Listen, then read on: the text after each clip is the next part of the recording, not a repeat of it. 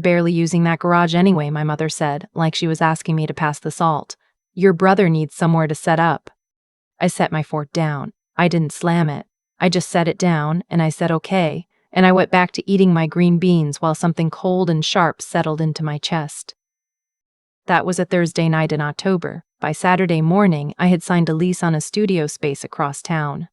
By the following Friday, I was gone. But I'm getting ahead of myself. My name is Phoebe. I'm 31 years old, and for the past 4 years I've been living in the house I grew up in the same suburb outside Columbus that I swore I'd leave the day I turned 18. I did leave. I went to art school in Pittsburgh, built a small business doing commercial photography, product shoots, product campaigns, the occasional editorial, and for a while I had a decent apartment and a life that felt like mine. Then my dad had a stroke. It wasn't catastrophic, but it was enough. He recovered well, but my mother panicked, and I was the closest, and I moved back temporarily. That was 4 years ago. Temporarily has a way of becoming permanent when nobody names it out loud. The arrangement made sense on paper. My parents had a detached garage at the back of the property that hadn't been used for cars in a decade. It was dry, well-insulated, and large. I spent the better part of 6 months converting it into a working studio. I poured about $22,000 into it. Proper lighting rigs, a cyclorama wall, climate control for equipment storage, soundproofing along one wall for video work. I paid for all of it myself. I also paid rent, $600 a month, which my mother said was too much and my father said was too little, and I said was what I could manage while rebuilding after the move back. In exchange, I fixed things. Not because anyone asked explicitly, but because things needed fixing, and I was there and I knew how. I rewired the garage myself with help from a licensed electrician. I found the plumber when the upstairs bathroom started making sounds like a haunted carnival ride. I managed the homeowner's insurance renewal because my mother kept losing the paperwork, and the deadline was the same week my father had a follow-up cardiology appointment. I handled the calendar, the contractors, the passwords to everything from the cable account to the online pharmacy portal. I told myself it was temporary. I was saving. I had a plan. I also had a brother. Kyle is 26. He's the youngest, the only boy. And he has been given the benefit of the doubt so many times in his life that he has come to believe doubt simply does not apply to him. He's not malicious, exactly. He just operates inside a very small world where his needs are central and consequences are optional. After a series of events involving a failed food truck venture, a roommate situation that ended badly, and what my mother described vaguely as some financial stress he's working through, Kyle needed to move home. That part I understood. Things happen. I moved home too. What I did not understand was why he needed my studio. The explanation came at dinner on a Thursday in October, in the casual offhand way my mother delivers information she's already decided. Kyle wanted to start making content. YouTube videos, maybe some streaming. He needed space to set up equipment. The garage was perfect. Already had the electrical work done. Already had soundproofing. Already had climate control. He's trying to get his life together, my mother said. He just needs a place to start. The garage is my studio, I said. I run my business out of there. I have $20,000 of equipment in that space. It's just a garage, Phoebe. My father nodded from behind his water glass, the way he does when he wants to support my mother, without technically saying anything he can be held to later. You could work from a coffee shop for a while. Lots of people do. I looked at my father. I am a commercial photographer. My setup weighs several hundred pounds and requires power, climate stability, and about 800 square feet of controlled space. A coffee shop. He said that without blinking. Kyle's going through a hard time, my mother said. He needs this more than you do right now. And there it was, the sentence I had heard my entire childhood in various forms. Kyle needs it more. Kyle is struggling. Kyle is trying. The implication, never stated, always present. Your needs are stable, therefore negotiable. Your footing is steady, therefore amelioratable. Your footing is steady, therefore available for others to stand on. Okay, I said. My mother blinked. She had been preparing for a fight. I could see it in the way she straightened slightly, the little breath she took before I spoke. My agreeing wrong-footed her. Okay, she repeated. I'll need some time to move my equipment, I said. A few weeks, probably. Some of it needs specialized transport. My father smiled. The relieved smile of a man who hates conflict and believes its absence means resolution. That's very mature, Phoebe. Your brother is going to appreciate this. I went back to my green beans. I had no intention of moving my equipment into storage. I'd been half looking at commercial studio spaces for about a year. The way you browse real estate in cities you're not sure you'll ever live in. Idle, aspirational, not quite serious. On Friday morning, I made it serious. I called 3 spaces I'd bookmarked. By the afternoon, I'd toured 2 of them.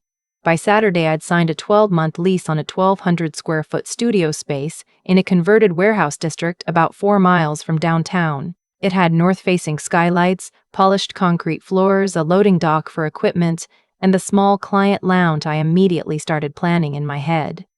It was more expensive than my garage arrangement. It was also, in every measurable way, better. I didn't tell my parents I was leaving the house. I told them I was in the process of relocating my equipment to the new studio space, which was true. Over the following 2 weeks, I scheduled movers for the heavy infrastructure, the cyclorama, the lighting rigs, the equipment storage units, and moved the smaller things myself in my SUV, a carload at a time, after dinner when my parents were watching television. While I packed, I also did some administrative work. I pulled up the accounts I managed. The cable and internet bundle, which I had added my business fiber tier to 18 months ago because the base package couldn't handle my upload needs. I removed the business tier and downgraded the household to the basic plan. I updated the billing contact to my mother's email address. The streaming services I paid for, my personal accounts, transferred to my new address. The family ones I'd been covering, I removed my card. I noted that my mother had forgotten the login to the account anyway, so this was largely academic. The grocery delivery service I'd set up for my father's post-stroke diet plan, which had quietly expanded to cover the household's general grocery order. I updated the billing to my mother's card. I'd been meaning to do that for 2 years and just hadn't gotten around to it.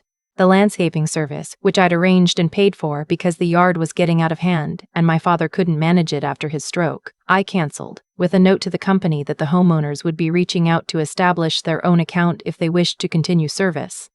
I also called the insurance agent and removed myself as a named contact on the homeowner's policy. Not off the policy, I wasn't on it as an insured, just as the person they called when there was a question. I updated that contact to my father's cell phone. I wasn't burning anything down.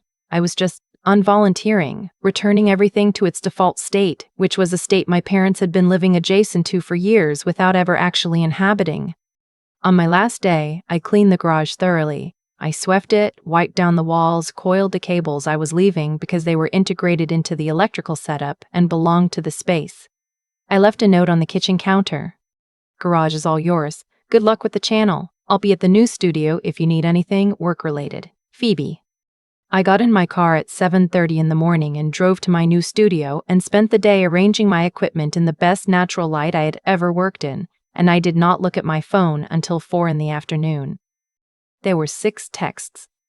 The first 3 weeks were genuinely peaceful. I know that sounds strange. I had left my childhood home and relocated my business and unraveled 4 years of quiet financial enmeshment, and I felt lighter. The new studio had a small loft space above the client lounge. I wasn't living there, but I could have. Instead, I found a 1-bedroom apartment in the same neighborhood, a 3rd-floor unit with tall windows and no one else's noise in the walls, and I moved in 6 days after I signed the studio lease. I watched the situation at home from a careful distance. Kyle posted his first video 3 weeks after moving into the garage. I know because my mother forwarded it to me with a string of heart emojis. It was him sitting in front of a ring light that was slightly too far away, talking about building something from scratch. The garage looked bare without my equipment. He pushed a folding table against the cyclorama wall, and the smooth white curve that I'd spent 2 weeks perfecting looked dingy in his flat overhead lighting. The video had 62 views by the time I watched it. 50 of those were probably family. The first real distress signal came 5 weeks in. My mother texted me at 10 in the morning on a Tuesday. The internet is really slow. Kyle says he can't upload anything. Did something change with the plan? I waited until after lunch to reply. I removed the business fiber tier when I moved out. The house is on the residential basic plan now. You can call the provider to upgrade if you need more bandwidth. She didn't respond for 3 hours. Then I didn't know you were paying for that. I've been paying for it for 18 months, I wrote back. Enjoy the new setup. My father called 2 days later. I let it go to voicemail. He left a message about the landscaping company, how they hadn't shown up, how the backyard was looking rough. I texted him back that I had canceled the service and he'd need to set up his own account or hire someone new, and I included the company's phone number. He texted back, I don't know who we had before. Same company, I wrote. Their number is above. He didn't reply to that. The calls got more frequent around week 6. I answered them when I could and kept the conversation short and practical. I was not cruel. I was not cold exactly. I was just no longer the person who solved things. Every question that came in, I redirected. The cable password, called a provider, they can reset it. The water heater noise, YouTube has excellent tutorials. Or you can call a plumber. Here are some well-reviewed ones in your area. The question about why the grocery order didn't come, I explained that I had updated the billing to my mother's card because I should have done that a long time ago. What I noticed, watching from outside the situation for the first time in 4 years, was how much had simply not existed before I installed it. The grocery delivery was something I'd set up because my father's cardiologist had given him a specific dietary list and my mother was overwhelmed. I'd researched plans, set up the account, curated the recurring order, and then just kept it going and paid for it quietly for 3 years. The landscaping I'd arranged because the yard was getting away from them and I couldn't stand to watch my father try to push a mower 6 months after a stroke. The business internet tier I'd added because my work required it, but which the household had been benefiting from since everyone's streaming worked perfectly and Kyle had apparently been uploading video files from it for the 3 weeks he'd been there before I moved out. None of these things had been asked for exactly. They had been assumed. They had migrated from Phoebe's temporary solutions to permanent features of the household so quietly that no one had noticed the migration. The real unraveling started in December. Kyle's content career was not going well. I know this partly from the videos themselves, which I watched occasionally in the way you watch a nature documentary about an ecosystem you used to live in, observational, not involved. The ring light had gotten closer. The audio was still bad because he hadn't figured out that soundproofing one wall is not the same as soundproofing a room. He'd done a few videos about entrepreneur mindset and one about my journey so far, which, at 6 weeks in, was a short journey. The comment section was sparse. He'd also, I learned from a cousin who texted me a screenshot, started a fundraising page for equipment upgrades. The goal was $4,000. He had raised $320 of it, mostly, I suspected, from my aunts. My mother called me on a Wednesday evening, and I could tell from her voice before she said anything that something had happened that she was going to frame as my fault. The heat in the garage isn't working, she said. Kyle's been out there in his coat. He says the temperature control unit made a noise, and now it won't turn on. The climate control unit I had installed was a mini-split system I'd chosen specifically for equipment protection. Camera sensors and hard drives don't love temperature swings. It required annual maintenance, which I had been doing myself and which I had last serviced in August. It was now December. He'll need to call an HVAC technician, I said. A mini-split specialist. I can text you a couple of names if you want. Phoebe, that's going to be hundreds of dollars. Probably, I said. It's a specialized system. I should have added a maintenance note before I left. I'll text you the names. This is getting out of hand, my mother said. Everything is falling apart. Your father can't keep up with all of this. I know it's a lot, I said. I can help you think through what to prioritize, but I'm not able to manage the house remotely. That wouldn't be fair to either of us. She was quiet for a moment. Then, when are you coming home? I didn't answer that directly. I told her I'd text her the HVAC names and I'd talk to her soon, and I hung up, and I sat in my apartment in the quiet and thought about that question. When are you coming home? As though home was a place I had temporarily left, rather than a situation I had deliberately exited. 3 weeks later, my mother called again. It was a Saturday afternoon, and she asked if I would meet them for lunch. She said, them, which I correctly interpreted as herself, my father, and Kyle. I said yes, but not at the house. I suggested a diner about halfway between my apartment and their neighborhood, a place we'd gone to when I was in high school. Neutral ground, public. They were already there when I arrived. My mother looked tired in a way that went past sleep. My father's shirt was slightly wrinkled, which was unusual for him. He's always been particular about that. Kyle was looking at his phone when I sat down and did not immediately look up. which told me everything I needed to know about how he'd been briefed on the purpose of this lunch. I ordered coffee and a sandwich. We talked about nothing for a few minutes, the way families do when they're avoiding the reason they assembled. My mother started. She is always the one who starts. "Phoebe, I think you've proven your point," she said. "We all miss you. The house isn't the same. Your father and I are not equipped to manage everything on our own, and I think we all said things about dinner that—" "You didn't say anything that night," I said. I said okay and left the table. She paused. "Well, the situation has been very hard on everyone." "I'm sure it has," I said. My father leaned forward. He had the look of a man who had rehearsed something. "We want you to come back, Phoebe. We can work something out with the garage. Kyle can use the spare bedroom to film. You don't have to leave your studio, just move back into the house. We need someone to help manage things." "You need a property manager," I said, "or an accountant for the household stuff. There are services for that." "We need you," my mother said. I looked at her. I had been her daughter for 31 years. I had loved her, accommodated her, stepped into the space between what she needed and what she was willing to ask for, over and over, across so many years that I had stopped noticing I was doing it. I looked at her and I felt not anger, something cleaner than anger. "Mom," I said, "I moved home when Dad got sick because I wanted to be here. I'm glad I did. But somewhere in the last 4 years, I stopped being your daughter who lived with you and started being the person who ran the house. I managed the money and the maintenance and the calendars and the accounts, and I did it because it needed doing, and I could, and nobody ever said thank you or asked if it was okay or noticed when I was stretched thin. And then when I had something of my own, space that I built with my own money, that I used to support my own income, the response was that I wasn't using it enough, that Kyle needed it more." Kyle opened his mouth. I glanced at him and he closed it. "I'm not coming back," I said. "Not to manage the house.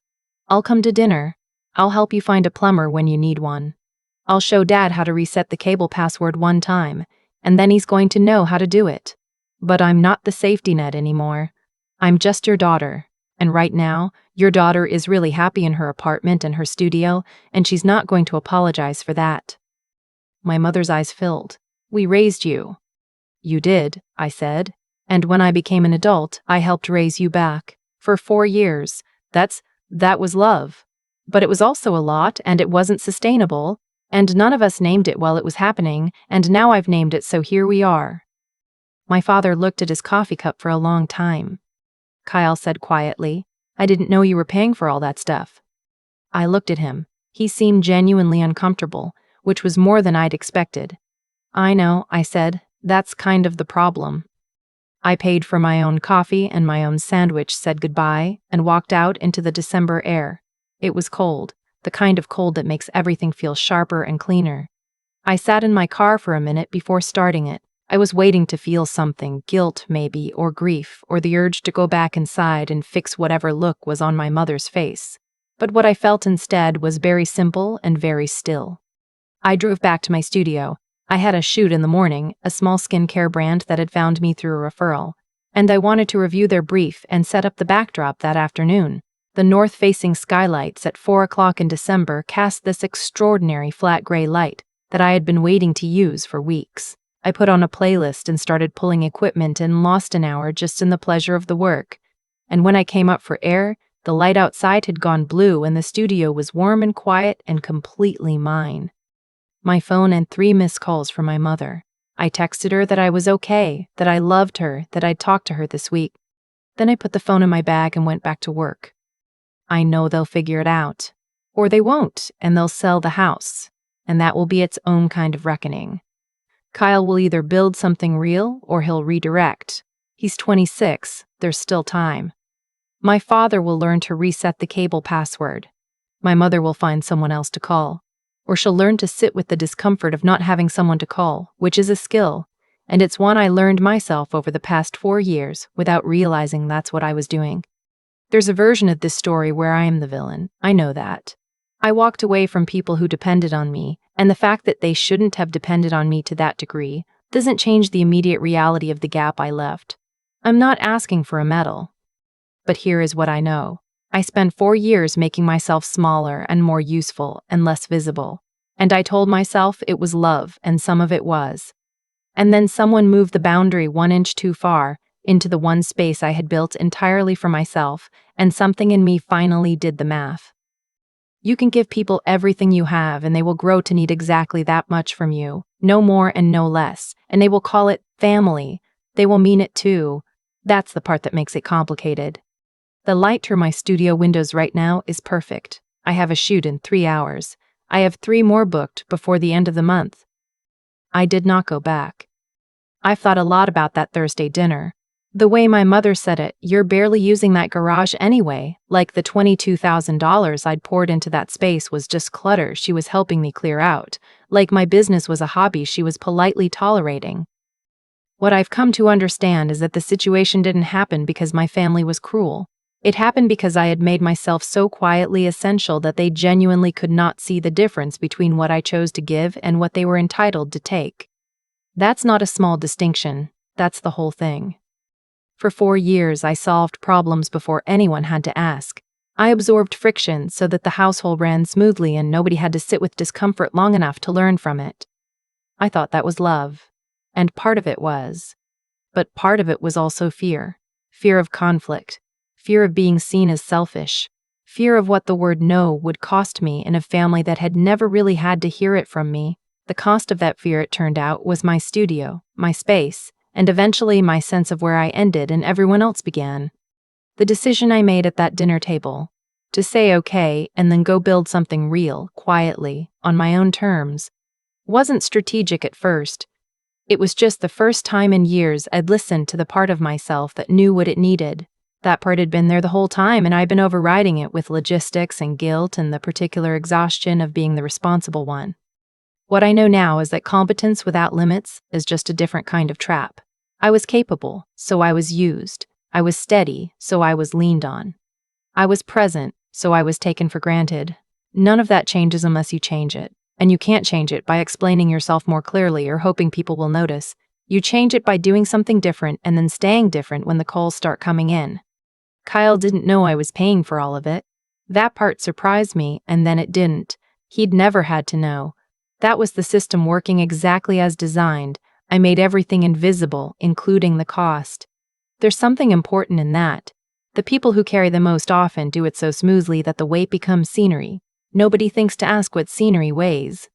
I'm not angry at my family. I'm also not going back to who I was in that house. Those two things can both be true.